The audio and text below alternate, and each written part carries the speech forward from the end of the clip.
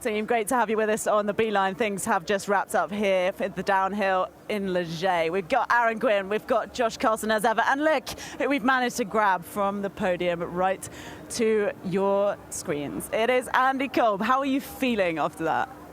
Well, everything. I feel relieved, I think, mostly. I haven't had a podium this year yet, so this is definitely feeling good. And yeah, just enjoyed the crowd and everything. It was such a sick day. Let's talk then about Leger. We've got time now. It's, we're just on YouTube, so we can hang out and chat a bit about what this place is like. If you guys have never been here, get down here next year, because the crowd is like, it's just something you could never really imagine. It's quite hard to describe, but I think we should spend a moment trying to do that. What is it like to be in the middle of all of that? Well, I feel like for me it's always a super motivation to go up already, look down off the gondola and like, oh my God, so many people are here. You drop into your run. I was a little bit early today, so the whole way down it was so noisy. I enjoyed it so much, and yeah, it's just the whole place is like it's on fire. And the crowd is super fair. They cheer for everybody. And yeah, on the end, that's just crazy what happened there. I was actually scared for some people. That's just madness. Because we kind of expected it to be, in the previous years, it's always been a French winner, but even today it didn't matter. Everyone was piling onto that stage and carrying people around. Josh, you were out there in it for much of the day. Man, it was the energy you could feel just coming around the finish bowl here where the commentary box was. You could feel it coming back. The place was about to explode. I would like to ask what it's like to go from the woods at the top where there's nobody into that crowd. I've heard riders before wear earplugs. I've heard it's quite an overwhelming scenario. You go from nothing and breathing and to that electric atmosphere we just spoke of. Well, honestly, the track was so mad today, I didn't really hear the crowd. No way. I was just fighting with myself so much. Obviously you can hear it on the bottom, and I could hear my line coach, especially because he was shouting at me that I'm up at the split. So he was shouting at you that you were green? Yeah, I thought I'm down. Like, I didn't feel good at all because the track feels so weird. And then he's like, you are green, you are green. And I went super slow in the next split. We saw your line. We picked it apart at the end of the show. That inside to inside, it's difficult to explain just how difficult that was, but what was going through your head at that moment? You picked that out in practice, but you didn't practice it. You didn't practice the line. No, I did practice it in the morning. I got to give credit to Rémi Thirion. He did it yesterday in qualis. Of course he did. But I guess it's like different conditions yesterday. It wasn't that muddy. But yeah, for me, I felt like yesterday I need to find some lines and get a little bit crazy, because otherwise you're not going to be in the podium. And that line got me a podium, so I think I did everything right. I don't think it was just that line, but if you want to take that one. It was part of it. It was part of it, yeah, it was insane. Aaron, let's talk a little bit more about this place then, and then about if you guys want to vote or talk about places that you consider to be the greatest to race in on tour. It's this? 100% for me. I thought you would go Leogang after. Obviously Leogang is one of the best places for me. And when you had that win but the as crowd, well. Yeah, all the Austrians watching this, go a bit wilder next year. Come on. Is it the prestige of this? Oh my God. Is that why? Because of the prestige? Like if you win in Leger, you beat the Frenchies, you race in front of... You feel like a rock star going onto the podium. Look at so many people in front of you. Aaron Gwyn feels like a rock star everywhere he goes. What's your vibe? Is it Leger for you? Yeah, we talked about it earlier in the show. I think Fort William was always that race back then where it didn't matter who won. The crowd was insane from practice day all the way through. And I feel like this is that race every year now. Like it's just, again, this year I was videoing with my phone when you guys were on the podium. And just, I couldn't imagine, like, as soon as Remy crossed the finish line, everybody just stormed the track, barriers blown over, like just piling down the course here. And they just didn't stop. It was like thousands of people coming, and then the flames, literally everything lights on fire. And yeah, it was crazy. So I'll send you the video later. It's cool. You guys are on the podium. Awesome. It was sick. But this is just that race. And I think it doesn't matter what the weather does. It doesn't matter who's winning. Like, they're just stoked. The fans here are awesome. So yeah, I'm same. There's nothing like racing at home. I love racing when we get a chance to race in the U.S. Home crowd is something special. But as far as I think the race with the biggest turnout and just every year, the fans show up, this is kind of that round. It's definitely a special place. It's like a virtuous circle, I guess, because you kind of hear that you want to be there. You've got to be there in Leger. Yeah, it is one of those ones. We had some sponsors out this weekend, and it was like, I was stoked they were here, because if you're going to come to a World Cup and experience what a World Cup is, Leger is a really good one to come to. You're going to have 2 races in the States next year, though, hey? Yeah, looks like it, or one and one in Canada, so we'll be close enough. yeah. Well, you're gonna have plenty of chances to get out there. Sorry, I'm talking about the World Series, not specifically downhill. Yeah, cross country too. We Racing got 2. cross country next year. Cross country, come on. Special announcement. Yeah. Well, after my bottom split today, I'm definitely not racing cross country. I was like, nobody will buy that. Everybody knows I don't like to pedal. Yeah, this is a first. Yeah. I'm surprised you'd ever admit to that.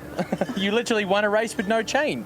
Yeah, like I said, I really don't like to pedal. So I do what I can. You know a lot about, you build your own bike park pretty much, right? From scratch? So you know... Not from scratch. Not from scratch. Yeah. But you've been so heavily involved in that. You must know a lot about what it takes to make somewhere special like this. Yeah, I mean, it's we run our Redbull Tennessee National in March every year. And it's a ton of work, like a big team, so many hours to make that event happen.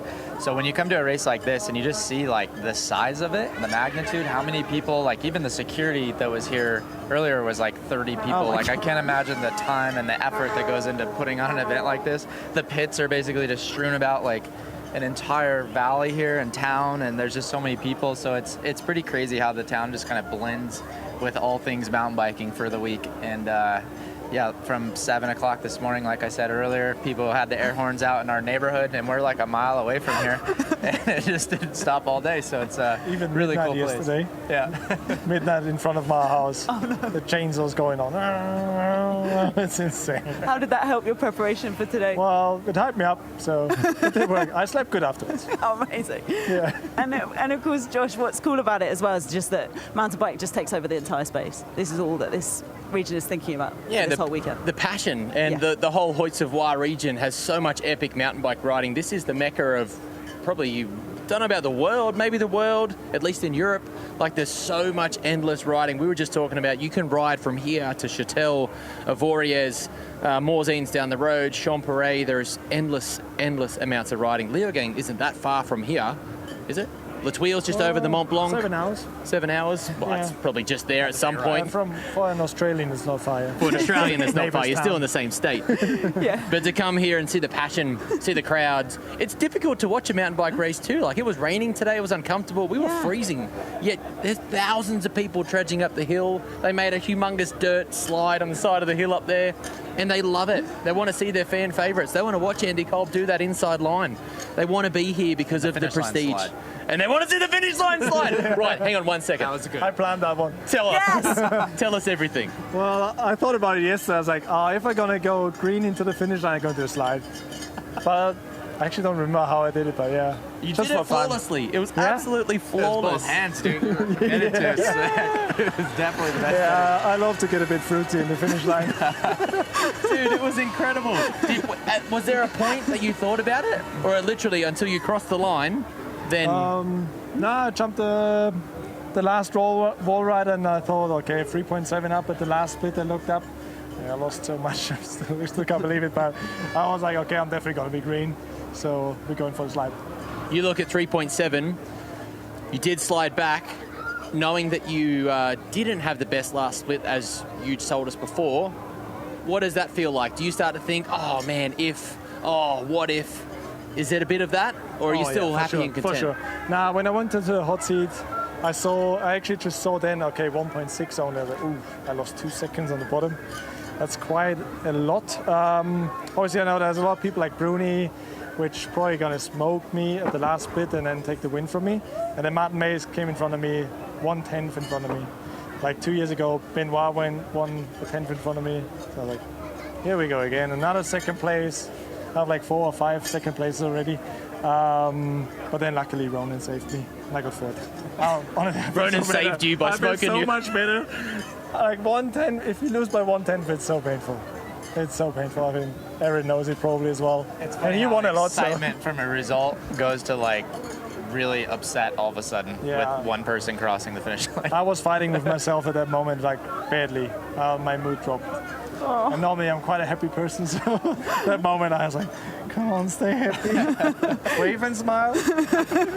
Let's shed loads of research that bronze medal or people who finish third are happier than people who finish second. So anecdotally true and research true. Andy, I'm glad to see you're happy again, and we're going to let you get out of here while we continue to chat. Thanks so much for logging into the B-line. I have to party a little bit today, but not too much. World Champs. You've done enough work. Right, thank you guys. Thanks for having me. Easy, Thanks, mate. Cheers. Cheers. Ciao, ciao. Cheers. Oh, that was wicked to get him in the studio and hear all about, the knee slide, I thought was the thing you wanted to start with, wasn't it really, Josh? Dude, the slide was effortless. And like, it was just so smooth, the way he come off his bike, the pose, the look at the camera.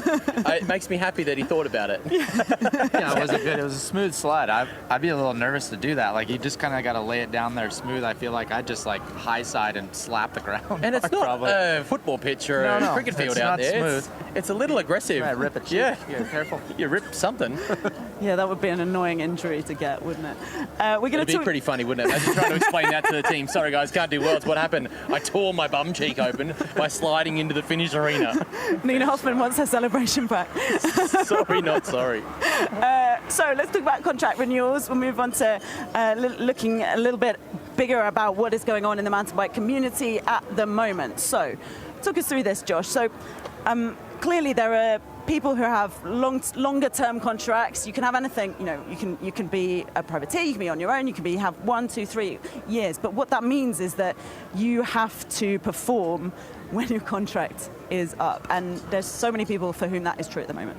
And I think that procedure is difficult for people to comprehend. A lot of people think it starts the 1st of January. Contract negotiations this year in 2025 probably started back in April or May, heading into 2026. So it's a long time, it's a lot of stress. If you're locked in through 25, 6 and 7 on a multi-year contract, it's a much calmer experience, and Aaron can talk to this for sure. When you have a 1, 2, 3 year contract, it changes the way you ride, it changes the way you focus. When you're on that last year, if you're killing it, you're winning races, you're on the podium like Andy Kolb, happy days. If you're not on the podium, if you are not in the final like Finn Isles, Charlie Hatton, Jordan Williams. Getting injured as well. Getting injured, Yeah. the women's category, Miriam Nicole missing out. It changes a lot of things, and it adds a layer of stress that's very difficult to comprehend. Here at this point, we're in August, almost September, it's crunch time. Performances now matter. If you haven't had a result now, you need a result if you're chasing a contract. If you've had a result in the early part of the season, you're probably in a better space. You've got a bit of bargaining power, negotiating power. Speaking of Andy, Valley, O'Sheen, they're in a tough scenario right now. The YT mob, we've mentioned it before, it's in a tough spot. So they're racing for a contract next year. Not only are they racing for a contract in the current environment, but there's juniors coming that are going to take their spots. If anyone knows anything about contracts, it's Aaron Gwynn right here. You're going through a similar scenario right now. You've been through the contracts of the biggest of big when you're winning everything. You've been through contracts where you're not racing at all, and now you're fighting for a contract right now to continue the dream and continue the racing. What does it mean from your perspective? Yeah, it's tricky. I mean, for sure. It's and it's interesting times in the bike world. I mean, I think the sport has probably never been stronger, but through COVID and the bike sales and all that, there's a trickle-down effect. So money's in a weird spot right now with a lot of brands, and a lot of brands are just having to kind of pull back a little bit and really focus resources in certain areas. And marketing is obviously one of those areas that sometimes is a little bit, can take a hit, and usually us riders fall under sports marketing. So the teams, the contracts, I know a lot of the brands, we've already started talking with all of our brands for next year and the years beyond that. So the conversations do start early, like you said, but it is a different space now compared to say 3, 4, 5 years ago. So as you get later into the season, definitely that saying you're only as good as your last race, not 100% true, but you're better than that, mate, I promise. If you started listing names, I was like, take it easy. But it's if you're doing good at the beginning of the year, we've already raced so much this year, but really, like, the sponsors are looking at results later in the season. This is the time right now when those conversations are happening. Deals are getting signed, budget is getting allocated towards certain teams, certain riders. So if you're not there at this point, in another month or two, those conversations are pretty much done. You've missed your window. So it is, it's interesting. Like on my side now, I've got kind of both sides because I'm a rider, but I also own the team that I ride for. So you've also got riders reaching out to you, asking for rides for next year, or kind of like trying to feel things out.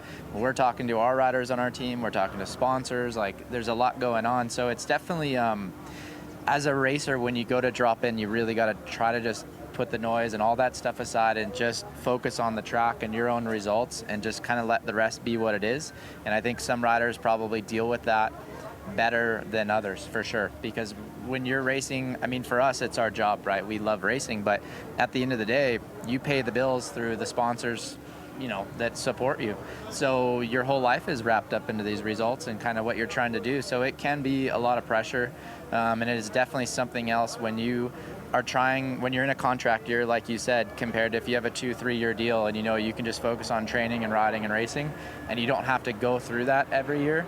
It's definitely much easier. Oh, it's a huge pressure game in so many ways.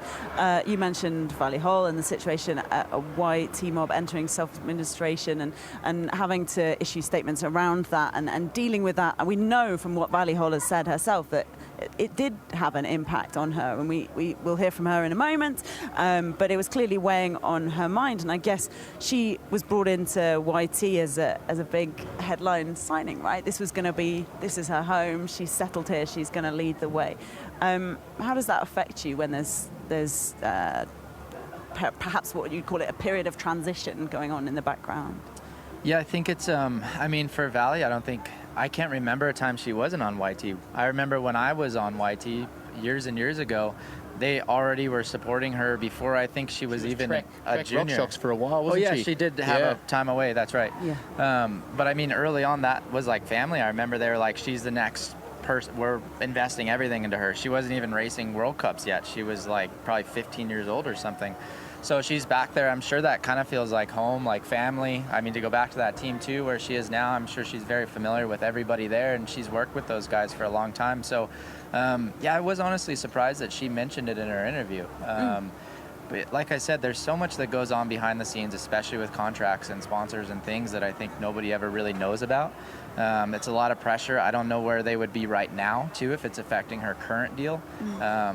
You know, there's so many unanswered questions. So when you're just trying to race, there's already enough to think about. So many things that you're trying to focus on. So when you have this going on behind the scenes and your future's uncertain, your race environment is changing over the weekends, like it seems like theirs did this weekend. It's a tricky spot to be, for sure. You know, you're trying to go out and be the best in the world at something, and when you don't have all those things kind of lined up, it's definitely can be a distraction.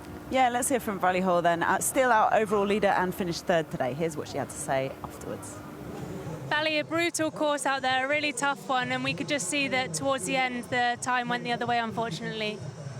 Yeah, I mean, nothing to add. It's I mean, the summer break could have been not any worse with the team things happening, and just trying to not get carried away too much and just focus on the racing. And I thought now I got it, like being back on the quali P1 and get a bit more like my old self, but it just doesn't work out, and I don't know why. So yeah, World Champs next week. So, but yeah, I have nothing to add. Yeah, and we still see, you know, on the podium when this is all happening for you, you've obviously got very strong mental capacity as well. Well, I mean, I'm trying. I brought my friends over to feel a bit more like home, and they're giving 110%, and I'm just the only one lacking a little bit. So, sorry. I just hope they're here for me because they support me, and I just want to have a good time with them together. And we still think you're amazing. Congratulations. Thank you so much. Valley Hall there taking all the steps she can to try and do her best out on the UCI World Series, finishing today in third. So a quick little look at the headlines that we have from this weekend in the downhill. Gracie Hemstreet in the end conquering this incredibly technical and physical track as a result of all of the weather and the conditions and everything that she was having to deal with. She in the end came down in first place for the third time this season, beating Valley Hall into third, and we'll come on to the men's in a moment, because on your screens right now we have got Gracie Hemstreet. What was the main takeaway for you from her run? I think just the precision and the effort level all the way to the finish. I think when she came into that last steep section before the motorway here, you could just see that she continued to charge, she continued to take risk and keep that intensity up at the bottom. And I think that was really the difference. That's where Valley kind of lost it and Gracie came through. It was like a really great run all the way through, but to me, it was kind of that intensity, the willing to kind of hang it out there at the bottom, all the way to the end through that really gnarly last kind of tree section. I think that was really the difference. She just kind of was able to keep pushing herself. And what it meant as well was that the Frenchies, they did get one podium place in the elites. It was Marine Cabarrou and in the end Valley Hall in third place. I mean, huge. The Marine was out there, Josh. We had Fabienne Borel in our studio and he explained, team manager, and he explained that she actually was like, I'm not even sure if I want to turn up this weekend, but it's Leger. He said, you've got to go for it. You don't want to disappoint yourself. And she certainly didn't. She certainly didn't. Couldn't get any harder than that. It was just a couple of days ago she was back on the bike for the first time. She's been, she won Val d'Isole earlier in the year. She's been a winner here in Leger here before, and that moment, as Fabian said, you won't wake up and look at yourself the same if you don't try. And look what happened. She went down early, and I think that was a pretty turbulent part of the track. It was still really wet from the morning. It hadn't clagged up yet, but it was definitely changing and evolving a lot when she came down. Regardless, she had to make it happen. She still had to come down that hill. She still had to fight from the top to the bottom, and she was rewarded for all that hard work and effort with the second place. Here in France, here in Leger, man, she's going to look at herself tomorrow morning in a way different way than yesterday. She's going to be racing until she's 60. She's not going to ever want to miss a single race. She'll be like, I've got to be everywhere all the time. So that was the women. Then on to the men. So the conditions had lightened up a little bit, but it meant that things were sticky. It was slightly sunnier, effect on visibility. Who was going to take the win? Would it be another Frenchman, as it has been since 2004? That's like 20 years ago. No, it was going to be Ronan Dunne. Oh my God. Aaron, what a statement performance was this? Yeah, for sure. I think you could see with Ronan, like he was so stoked and also relieved. It's an interesting thing when you start winning bike races like this at this level. You win your first one, that's always the goal. Like I'm sure since he first got on a downhill mountain bike and decided he wanted to do this professionally, he dreamed of winning a World Cup. He finally did that in Poland last year. Now you've won it. And you start instantly questioning, like, can I do it again? Like, was it a fluke thing? Can I back it up? And as he said, he'd had a really rough season this year. I mean, he literally left the racetrack in a helicopter hurt a couple of rounds ago. Just got back on the bike this month, started riding, and first race back, got another win. So I'm sure for him, confidence-wise, that was about as good as things could possibly ever go. And we've still got 3 races, 3 World Cups plus World Champs. I think Ronan is a very interesting spot for the rest of the season now. Oh, so exciting to see what this young man can do next. Now he's brought out that difficult second album. He is up there on the top of the podium again. Martin Mays in second, Andy Kolb, who we spoke to earlier, in third. A big performance for Martin Mays. But hey, you might think there's a couple of guys missing from this podium. We've been talking about them all season. They are leading the way. Still sitting up top is Jackson Goldstone, Loic Bruni in second place. Goldstone had a bit of a bust today. Yeah, it was interesting. Yeah, I mean, Fabian said it pretty good. He said he felt like Jackson and Loic both rode nervous. And that's kind of what I saw too. I mean, it was hard to tell with Jackson because when you crash that early in the run like he did there, same place he crashed in qualifying, it sounds like, mentally you kind of start to rush and panic a little because you know what's on the line, you know what you're giving up.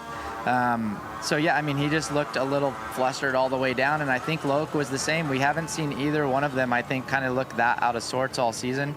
So they're neck and neck here. Obviously, the championship's on the line. The rivalry is brewing. All this thing starts putting pressure on, and you kind of see what happens. I mean, this is a very difficult, unique track and conditions we had this weekend, probably the hardest type of conditions to race in the situation that they're in.